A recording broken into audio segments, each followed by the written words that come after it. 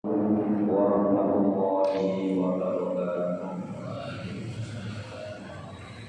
A'udzubillahi minasyaitonir rajim. Bismillahirrahmanirrahim. Alhamdulillahilladzi arsala rasulahu bil huda wa dinil haqq liyudhhirahu 'ala dini kullihi walau karihal kafirun. Subhanaka la 'ilma lana illa ma 'allamtana innaka antal 'alimul hakim. Rabbi shrah li sadri wa yassir li amri wahlul 'uqdatam min lisani yafqahu qawli. Qala Allah ta'ala fi kitabihil karim. A'udzu billahi minasyaitonir rajim. Syahrul Ramadan alladzi unzila fihil Qur'an hudan lin-nasi wa bayyinatin minal huda wal furqan faman syahida minkum syahra falyasum. Al-ayat al-Baqarah. Ma'asyiral hadirin wal hadirat, kaum muslimin dan muslimat, warga Islam mulia yang dirahmati Allah, dan khususnya kepada jamaah Masjid An-Nawawi yang mudah-mudahan selalu diberi sehat walafiat panjang umur, sehat lahir, sehat batin, tetap iman dan Islam, dan mudah-mudahan semuanya selamat dunia serta akhirat. Amin. Baiklah, kita lanjutkan masih di halaman 82 baris yang ketiga dari bawah. Bismillahirrahmanirrahim. Wa qadimnahu lan teman-teman sepakat sapa ulama ala anahu ing atase sedene kelakuan iku maka kuliba ing dalem kapan-kapan dituntut sapa al-musadiqu wong kang beneraken pilih korone lawan pengakuan lam yakun mongko ana sapa al-musadiq iku mukminan iku wong kang iman illa ida ata kejaba ing dalem nalikane sapa al-musadiq lawan ikrar. Fa'ilam yakni bihi ikrar bahwa kafirun anitun.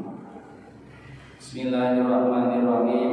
Para ulama sepakat bahwa orang yang membenarkan kepada pengakuannya, maka orang itu tidak dikatakan mukmin kecuali harus benar-benar menjalankan apa yang diakuinya.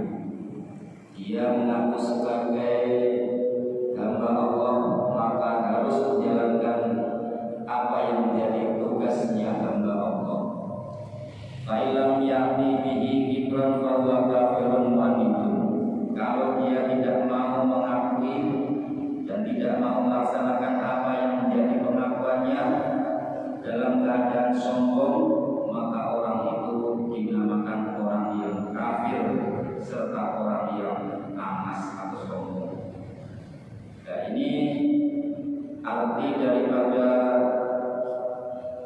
kalimat di atas menunjukkan bahwa orang Islam itu tidak boleh sombong, tidak boleh menentang terhadap apa yang menjadi perintah Allah.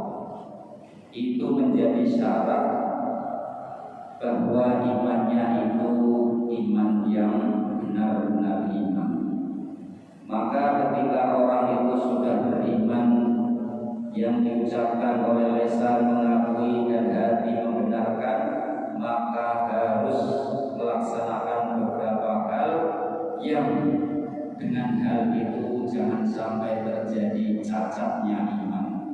Seperti contoh, orang mengaku iman, lisannya sudah mengakui dan hatinya percaya kepada Allah, kok masih saja bersujud kepada berhala.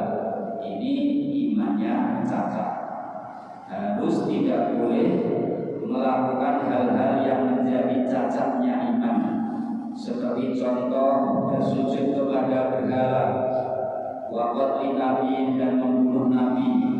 Kalau sudah mengatakan dirinya beriman, yakin bahwa iman itu adalah 100% kepada Allah dan kepada apa yang diperintahkan untuk diimani, semua rukun-rukun iman sudah dijalankan, maka tidak boleh membunuh nabi. Jika kalau ada nabi maka tidak boleh dibunuh. Itu terjadi pada zaman dahulu Bani Israel.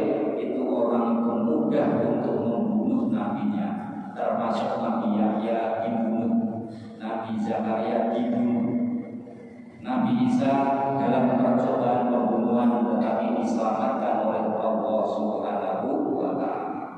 Kemudian wal istighfari, dan tidak boleh meremehkan bihi kelawan Nabi, tidak boleh menganggap remeh kepada Nabi.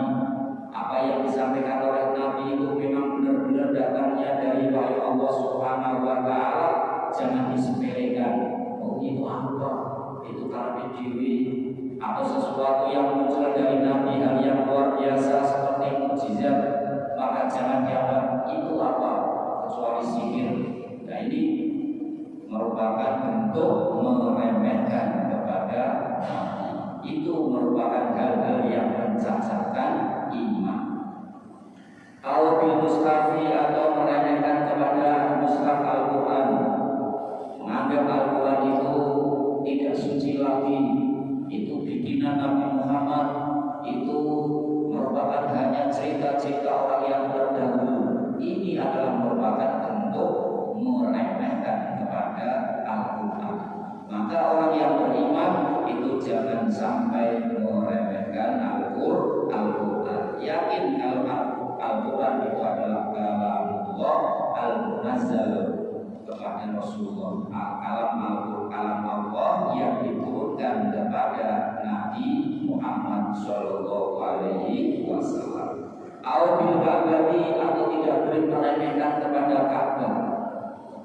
Kalau ada orang yang meremehkan kepada Ka'bah, seperti contoh menganggap apa orang Islam itu kalau itu batu kemudian diibadahi, batu itu disembah dan lain sebagainya, itu bukan.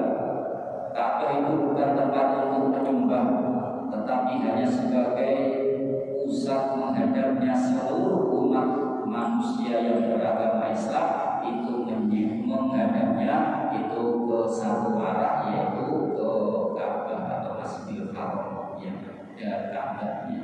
Nah ini penting bagi kita sekalian, jangan sampai mempunyai anggapan kalau ada orang yang mengatakan bahwa orang Islam itu menyembah batu, jangan, salah.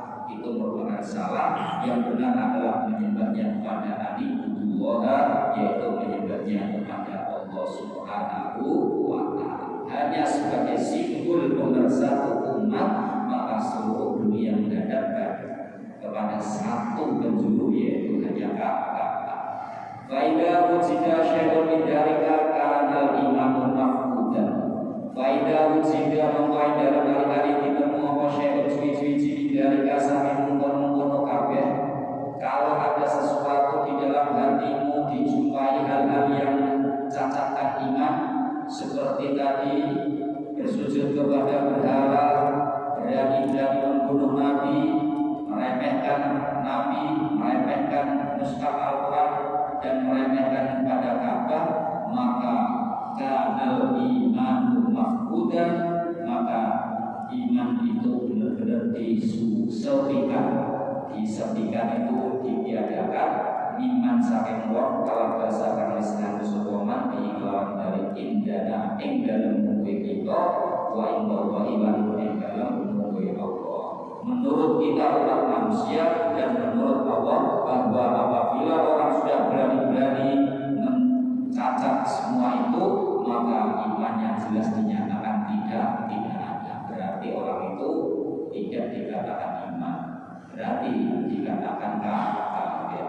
Dari mudah-mudahan Allah Subhanahu wa Ta'ala merawat dan menjaga iman kita semuanya, sehingga iman ini akan selalu bertambah terus, karena iman insya Allah pada pertemuan yang akan datang itu ada bisa tambah dan bisa berkurang.